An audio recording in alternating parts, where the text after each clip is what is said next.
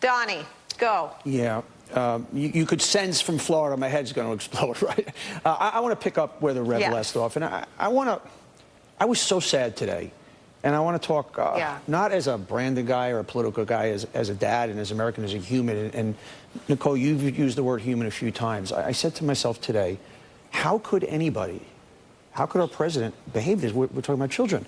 And I did what I do every once in a while, and give me 40 seconds for this, because the only explanation is he's a sociopath. And I just want to read a few things. These are traits of a sociopath. They never recognize the right of others and see their self-serving behaviors as permissible. Their victims merely an instrument to be used. There's no remorse, shame, or guilt. They don't see others around them as people, but only as targets and opportunities. Instead of friends, they have victims and accomplices who end up as victims.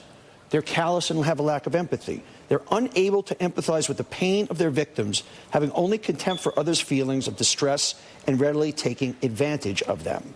They believe that they're all-powerful, all-knowing, entitled to every wish, no sense of personal boundaries, no concern for their impact of others. He's talking about taking babies. And hey, Nancy Pelosi, you don't want, illegals? Here they are.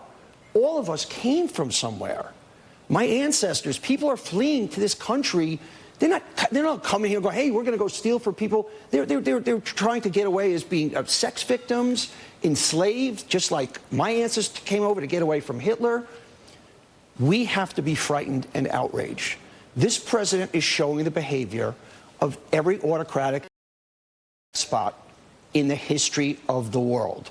And the combination of no sense of humanity, what is he capable of doing at the expense of humans for his own needs, and to bend any law, any institution to get there, is the scary formula that has brought out the worst times in history.